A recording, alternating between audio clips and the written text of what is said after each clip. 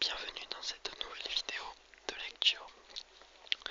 Aujourd'hui, nous nous retrouvons pour la lecture des Épouvantails de minuit, chapitre 2. C'est un livre qui a été écrit par R.L. Stein. Alors, commençons la lecture. La ferme se dressait enfin devant nous.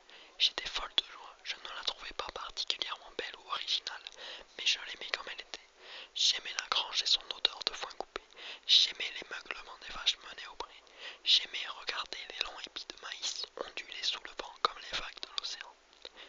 J'aimais aussi les histoires de fantômes que racontait grand-père Georges le soir devant la cheminée. J'allais oublier les crêpes au chocolat de grand-mère Myriam.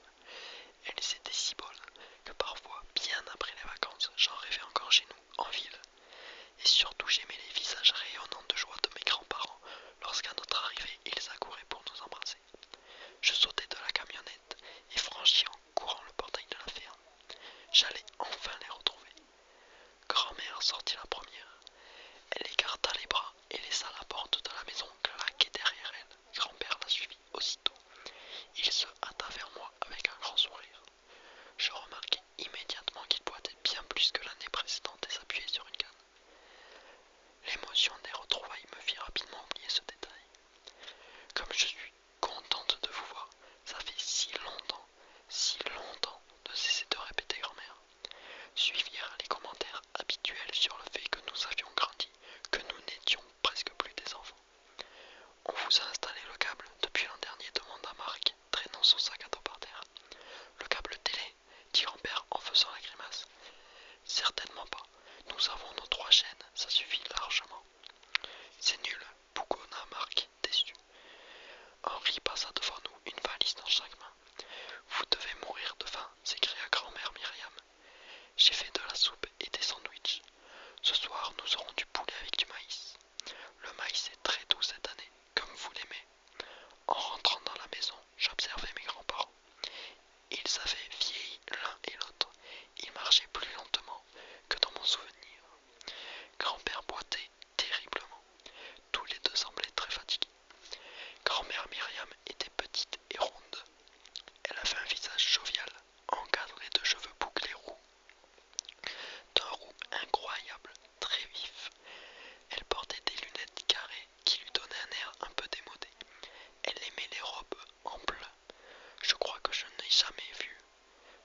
jamais je ne l'avais vue porter un pantalon ou une salopette. Grand-père Georges, lui, était grand et large d'épaules. Maman racontait qu'autrefois il avait été très bel homme. On aurait dit un acteur de cinéma, ajoutait-elle toujours. À présent, il avait des cheveux blancs comme la neige, qu'il lissait soigneusement avec de la brillantine. Lorsque ses yeux d'un bleu lumineux me regardaient, je ne pouvais m'empêcher de sourire. Le repas fut joyeux. Nous étions tous assis autour de la grande table de la cuisine. Le soleil entrait par la fenêtre grande ouverte. Dehors, on voyait la grange et derrière celle-ci, les champs à l'infini. Pendant le dîner, les grands-parents nous posèrent 1000 questions. Je donnais des nouvelles de l'école, de mon équipe de basket sélectionnée pour le championnat. Marc parla de notre nouvelle voiture et de la moustache que papa se laissait pousser. Tout au long du repas, je ne pouvais m'empêcher de les observer. J'avais du mal à définir exactement ce qui avait changé chez eux en un an. Ils paraissaient tellement éteints, tellement plus lents. Je me dis que ça devait être ça, vieillir. Tout à l'heure, Henri vous montrera ses épouvantails, promit grand-mère. N'est-ce pas, Henri? Grand-père se racla bruyamment la gorge, comme si il essayait de lui faire comprendre qu'il fallait mieux changer de sujet. Curieux. C'est moi qui les ai faits, annonça fièrement Henri. Il fixa ses grands yeux ronds sur moi avant d'ajouter. Le livre, c'est le livre qui m'a montré comment faire. Au fait, Marc, et tes leçons de guitare, demanda grand-père Georges. Visiblement, il ne voulait pas qu'on parle des épouvantails d'Henri. Ça va, articula Marc, la bouche pleine de chips. Mais maintenant, c'est une guitare électrique. Tu veux dire qu'il faut la brancher comme un fer à repasser, s'étonna Henri. Il se mit à rire, persuadé d'avoir dit quelque chose de très drôle. Grand-mère Myriam s'adressa à Marc. Quel dommage que tu ne l'aies pas apporté. Quelle chance plutôt, m'écriai-je pour me moquer de mon frère. Je suis